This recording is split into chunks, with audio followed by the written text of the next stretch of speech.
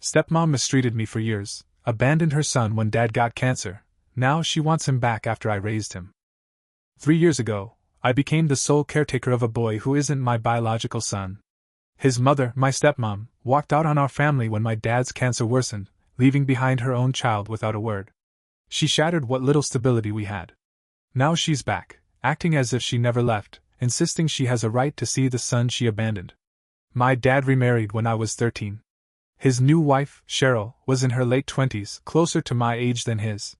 She moved into our house with a suitcase and a forced smile. From the start, she made it clear she didn't like me. She never yelled or hit me, but her words were sharp, cutting in subtle ways. If I left a dish in the sink, she'd sigh and mutter about how I was lazy. If I got a B on a test, she'd comment that I wasn't trying hard enough. Nothing I did was right. She'd rearrange my things when I wasn't home, claiming the house needed order. My room, my space, felt like it wasn't mine anymore. She criticized my clothes, my music, even the way I walked, saying I slouched too much. It was constant, like she was looking for reasons to pick at me. My dad didn't see it. He was happy, always talking about how Cheryl brought life back into the house after my mom died. I didn't want to ruin that for him, so I kept quiet. I started spending more time at school or with friends, anything to avoid her. When I was home, I stayed in my room, door closed, trying to be invisible. Cheryl never tried to connect with me. She didn't ask about my day or show up to my soccer games. She acted like I was a guest in my own house, someone she had to tolerate. Her presence changed everything. Family dinners, once loud and warm, became tense. She'd dominate the conversation, talking about her job or her plans, while I ate in silence. My dad would nod along, oblivious to how she dismissed me. I felt like I was losing my place in my own family, but I didn't know how to fight it. I was just a kid, and she was the adult. I told myself it would get better, that she'd warm up eventually. She never did. Cheryl's son, Nathan, was born when I was 15. From the moment he arrived, she was detached. She'd complain about being tired, saying motherhood was harder than she expected. My dad took on most of Nathan's care, diapers, feedings, doctor visits. He was in his 40s, working long hours, but he never complained. I started helping too. I'd watch Nathan while my dad was at work, change his diapers, or heat up bottles. Cheryl would be in the living room, scrolling on her phone or napping. She'd say she needed a break, that she wasn't cut out for constant baby duties. When Nathan cried, she'd get frustrated, sometimes leaving the house to clear her head. I was still in high school, juggling homework and soccer practice, but I stepped up because someone had to. Nathan was a fussy baby, always needing attention, and I learned how to soothe him, rocking him until he fell asleep. As he got older, Cheryl's disinterest grew. When Nathan started crawling, she'd complain about him getting into her things. When he babbled, she'd snap that he was too loud. She'd hand him off to me or my dad without a second thought. I taught Nathan how to stack blocks, how to say simple words like ball, or dog. My dad and I were the ones who clapped when he took his first steps. Cheryl was barely around for those moments. She'd go out with friends, saying she deserved a life outside the house. My dad made excuses for her, saying she was young and adjusting to being a mom. I didn't buy it. I saw how she looked at Nathan, like he was a burden, not her son. By the time Nathan was 3, she was spending more time away than at home.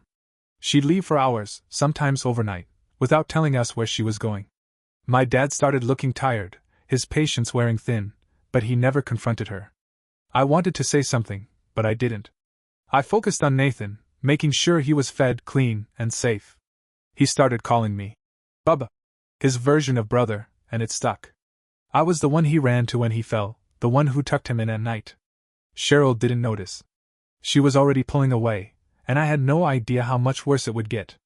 My dad's cancer diagnosis came when I was 19. It was lung cancer, advanced, caught too late. He started chemo, but it drained him fast. Within months, he went from working full-time to barely getting out of bed. Cheryl's behavior shifted almost immediately. She started spending even less time at home, claiming she had to work late or visit friends. I dropped out of college to take care of my dad and Nathan. I'd drive my dad to appointments, pick up his prescriptions, and cook meals he could barely eat. Nathan was 4, too young to understand why his dad was sick, but he'd cling to me, sensing something was wrong. Cheryl was rarely around to help. She'd come home late, smelling of wine, and go straight to bed. When she was home, She'd complain about the medical bills or how the house was a mess. She never sat with my dad, never held his hand. I started noticing her packing bags for weekend trips that stretched into days. She'd leave without telling us, and I'd be the one explaining to Nathan why she wasn't there. My dad tried to defend her, saying she was struggling with his illness, but I saw the truth. She was checked out, biding her time. One morning, I woke up to find her car gone. There was a note on the kitchen counter, scribbled in her handwriting. It said she couldn't handle this life anymore and needed to leave. No apology, no mention of Nathan, no goodbye. She didn't take any of Nathan's things, not a toy, not a photo. My dad read the note and didn't say a word. His face was blank, like he'd expected it. 6 weeks later he died. I was 20. Cheryl didn't come to the hospital, didn't call, didn't show up to the funeral. She vanished completely, leaving me with a grieving 4-year-old and a house full of medical debt. I became Nathan's legal guardian a month later. There was no fight, no contact from her. She didn't even try to claim him. The first year after my dad's death was brutal. Nathan was 4, confused, and scared. He'd wake up screaming from night terrors, calling for my dad or Cheryl. I'd hold him until he fell back asleep, my shirt soaked with his tears. He'd ask why his mom left, where she went, if she was coming back. I didn't know what to say, so I told him the truth: she left, and we didn't know why or if she'd return. It felt cruel, but lying felt worse. I was grieving too, but I pushed it down. Nathan needed me. I sold my dad's house to pay off debts and moved us into a small apartment. I got a job at a warehouse, working nights so I could be home during the day. I enrolled Nathan in preschool, set up a routine, and learned how to budget. I was 21, figuring out how to be a parent, a brother, and a provider all at once. Nathan's night terrors faded over time, but he was quiet, withdrawn. I'd catch him staring out the window, waiting for someone who wasn't coming. I signed him up for soccer, hoping it would help. He started smiling again, running to me after practice to show me his muddy shoes. I taught myself how to cook, burning half the meals at first but getting better. We'd eat spaghetti and watch cartoons, and for a moment, things felt normal. Nobody else stepped up. My dad's family was distant, and Cheryl's relatives never reached out. It was just me and Nathan. By the second year, he stopped asking about her. He started calling me his best bubba, and I realized I was all he had. I built our life from scratch, piece by piece, and it wasn't perfect, but it was ours. 3 years after Cheryl left, she called me out of the blue. It was a Tuesday evening, and Nathan was asleep in his room. Her number wasn't saved, but I recognized the area code. Her voice was calm, like we'd spoken yesterday. She said she missed Nathan, her baby, and wanted to see him. She claimed she was remarried, living a few hours away, and finally stable. She had a new job, a house, a husband who supported her. She talked about how she'd changed, how she'd been in therapy, how she regretted leaving. I listened, waiting for an apology, but none came. Instead, she asked when she could visit Nathan. I told her no. I said she abandoned him, left him without a word, and hadn't reached out in years. She couldn't just walk back into his life. Her tone shifted. She started crying, saying I was cruel, that Nathan was her son, and I had no right to keep them apart. I reminded her she never fought for custody, never called, never even sent a birthday card. She didn't respond to that.